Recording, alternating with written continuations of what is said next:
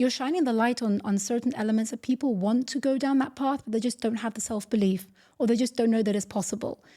I'd love to know what you would give as advice to young and upcoming entrepreneurs or people who just want to change the game. What would you recommend for them to do to make sure that they are on that path, to have that self-belief? That's a good question. There's no one right answer. There's a bunch of things. The first is you don't need to have a startup if you're starting off. I did that and it was really hard. So understand your situation. And if you're going to go for it, understand, be mentally ready, be financially ready. Know that it's not a short path. It will take time. It will take a lot. And a lot in terms of you will need to learn things. Like I look at everything now, and you know when they say second time founders do things better? I get that now. Third and fourth too, yeah.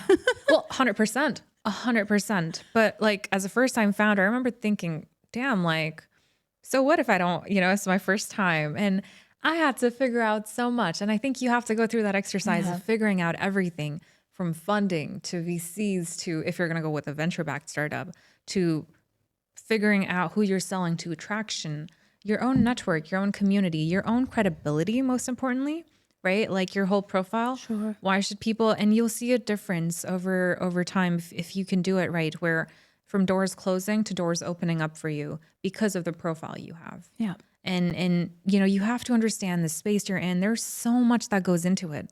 So understand that. That's the first one.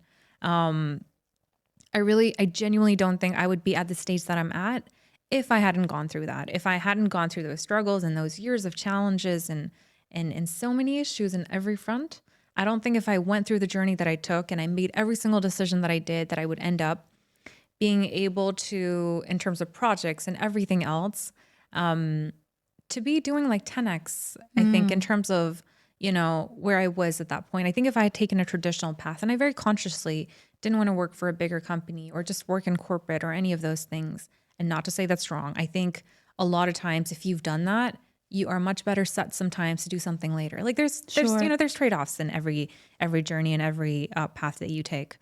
But I know for a fact that if I had done it any other way, I wouldn't be at that stage where I am now. Yeah. So I think it all kind of built up and led to that point, and I'm thankful for that. But would I go back and do that looking back?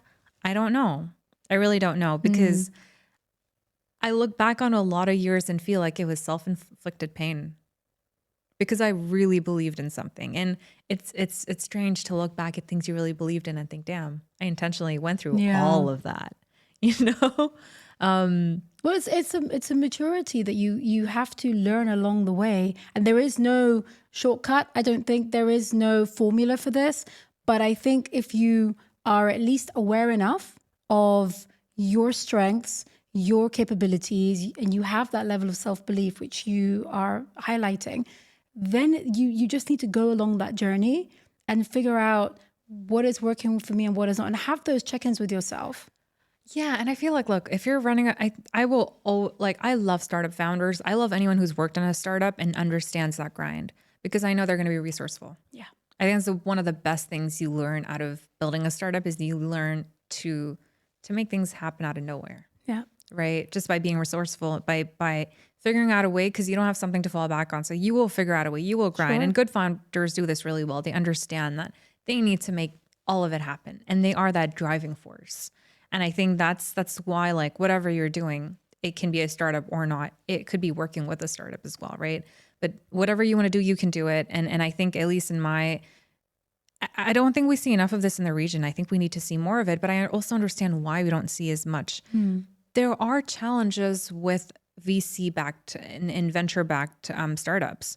Not everyone gets funding. There's so many biases, whatever. There's a very different way. But once you learn how the system works and you really understand it, doors can open for you, and you can essentially do whatever in that aspect. But not to say you need to have a venture-backed startup at the end of the day, right? You can choose to do things a very different way as well. And in my case, we didn't go for funding in that first startup. We had angel investments and we did a round at that time. And then at one point there were disagreements in terms of the future of the startup. But going back to what you want to do, if you really believe in it, you can do it solo. It's easier to do it with people as well. But I think that time teaches you way more than I think yours anywhere else can, because you really figure out every single aspect of it. And I think that really gives you a different edge in whatever you do with your life, because you know you can do it. You can do it. You can rely on yourself at the end of it. I think, and if you know you can rely on yourself, you're good. That's at the core, because you have you have to be a self-motivator. You Yeah. have to have that want, that desire, that drive And within action, you. yeah, 100%. Has to be from within. And this is one of the biggest things. I believe in mentorship. I believe in having a good support system, but I think that it all starts with you. And if you are clued up to understand what are your strengths and weaknesses, what are your capabilities, what is it you want to strive for, and then find the people who help you get there, that's probably the best way to Yeah. find your route. Yeah, and I'm constantly impressed by younger founders who ask for help. I know it was a big challenge for me when I was starting out. I'd go to mentors after I found solutions to problems I had. I never wanted to go with them with no answers. And that blows my mind now, thinking like, damn, like that was so much pressure to put on myself. But you don't want to look like you're not resilient enough to find the answer. You're a solution focused person. So you must come up with, should I do this and this? But sometimes you just don't know. Yeah. And for us to ask, can you help me? That, I think one of my biggest realizations was I wasn't comfortable to ask for help. And it came at a point where I was taking on so much, thinking, well, I'm the head of the project. I'm the project manager. I need to make sure that I'm leading the way. If everyone has to follow me, blah, blah, blah, all of these things internally. But ultimately, I didn't have to do that because people were ready to help. I just had an issue asking for it. And I think it's an ego element where we're thinking, 100%. I don't want people to think I can't do this. And I've got to make sure that I'm leading the way. There's a point where you have to just say, I need help. Yeah. Please help me. Yeah. No, I'm totally with you in that. And that's been a challenge for me, just asking for help in any aspect. Because I think that part of my independence and, my personality, and I had to unlearn that. And just know that a lot of times I don't have answers, and that's okay. It doesn't take away anything from... It doesn't disempower you just because you're asking for help. It doesn't show that you're weak. In actuality, what it's doing is highlighting your strength, and your vulnerability is a beautiful strength that you are saying, you know what, I can't do this on my own. Can you please support me? Yeah. What has been the best advice you've received that's really impacted you in a positive way? The best advice I've received? That's a good one. I have to think about this. It's been different things at different times. So there's no like one advice that's been relevant for every stage of my journey. I really like the empowering fact that you can walk away from situations. You don't need to put up with BS. Yeah. You don't. And I think part of therapy for me was just learning that your journey can be beautiful even if you walk away from it. There's nothing shameful about it. That guilt and beating myself down, it had to stop. It was a repetitive cycle I had. And a lot of it was, you set the standard for how other people treat you. So if you are in a situation where people aren't changing how they behave, you have the power to walk away. If you're in that situation, it may not apply to everybody. So I'm conscious of that privilege, but for me, it's been, I can walk away. I have that power. And again, at the end of it, look, what's meant for you will come your way, and what's not won't. So no amount of forcing or pushing is going to change things. And I have a very strong belief in fate, where if, nothing that was supposed to be for me has ever missed me, and the other way around. And I just have this really, really strong belief. It can be harder when things are tough, but when you know that, you just know that everything happens for a reason, and it's okay. There's a lot of things that aren't in our control. And for me, I really need to be in control of everything, or, I need to do whatever I can when it comes to my stuff. And I think that's just letting go. That's been the biggest, most, I guess from advice that was changing. Well, that's pretty good advice, to be honest with you. That's very powerful in as far as just know your worth, know your strength enough to stand in your power and say, this is not okay for me. I don't want to do this. I don't have to do this. And that will give you the strength to move towards what you want. and Yeah. have the belief system. I love that whatever is meant for you will not pass you by. That is, as a Yeah. whole concept, you have a belief that there is a higher power at play, Yeah. and whatever you want, you can achieve it, but just be aligned to what it is you want. And then Yeah. you'll be guided to that.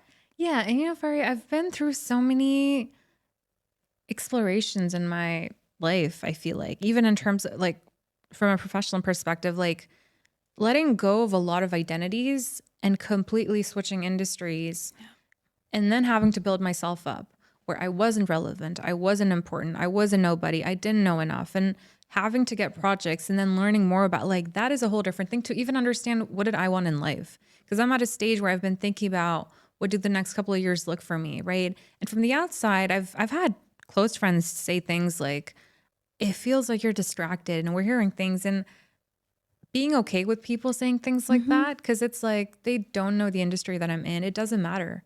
It's okay if people really don't get what you're doing, as long as you understand what you're doing. And it's Correct. okay to not have all the answers at that time.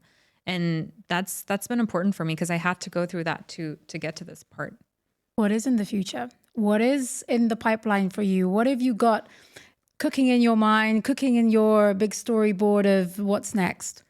Research is an area that I didn't think I could never see myself as a researcher. It just wasn't one of those things I even thought I would be doing. But that's the path I've recently taken over since last year, being a researcher and being part of projects where we're uncovering things and learning and all of that stuff, right? A lot of explorations. I think research is definitely one. Maybe it's in the form of actually like tangible stuff, right? But actually bigger studies. So one of the more current projects I'm a part of is backed by the Ethereum Foundation. Some are protocols. We're learning protocols. It's a group of researchers who've come together, and it's a very different framing from anything else that I've been a part of in my life. And so this has been a really, really interesting one. There's a bunch of other research projects too that are so fascinating. So in terms of other things, right, like writing as a whole, I made a commitment to write a lot more, and that's something that I've consistently been trying to do. And it's something that and it's funny because people are like, oh, AI can replace you as a writer. And I'm like, no, it can't, because the personality and the quirks and those like ramblings that people consider not good writing are what I enjoy the most. Yeah.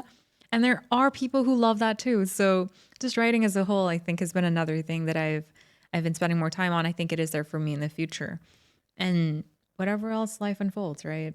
I love that. I think you are someone to definitely watch. You have so many new things coming up for you because you're constantly learning more about what you love, what you are interested to find out about, and you'll just go down that road. And it's beautiful to watch you start new things, know when it's enough to say, I'm done, move on. And the growth period for you, I think you're just at the beginning. Thank you. And there is so much more that I'm excited to see from you, because you are just, like I said, you're so ambitious. You're so visionary in what you want to create, but at the same time, you're so authentic. And there are so many people out there who are searching, but they're like lost. You've found your light, you found your way, and you're just exploring and discovering that. And it's beautiful to watch. Thank you. So thank you for sharing. Like I said, I could easily talk to you for hours and hours, but we do have to wrap up. And I would love to have you back again in the future when you've, discovered a few more things. And you're like, hey, Farah, I want to talk about this and this, because I know you're that kind of person. You have that persona where you're constantly driving yourself forward. You're constantly looking for what makes you light up and how you can help the community and how you can connect and all those beautiful things that you bring to the table. So thank you for sharing your insights. I'm always excited to see what you've got coming up next. And just keep being you. Thank you. This is the best ending we could have had, right? Honestly, I love it. I just could learn so much more from you. And I love the fact that you're so open and free to share. So thank you again for opening up and just being so candid with everything you've experienced. Thank you for having me. This is fun. Okay, so on that note, did I not tell you she's dynamic and she's incredible? So watch out for her. There's so many more things she's got coming up. And if you're interested to see any more of our FabDXP episodes, please subscribe and comment what your takeaways were from this episode. And watch us in the future. Take care. Tasjil.ae are the fastest growing UAE domain and hosting provider. Exclusive only to FabDXP subscribers, benefit from 50% discount on their online services by using the promo code FabDXP. Just visit Tasjil.ae and you can elevate your online presence.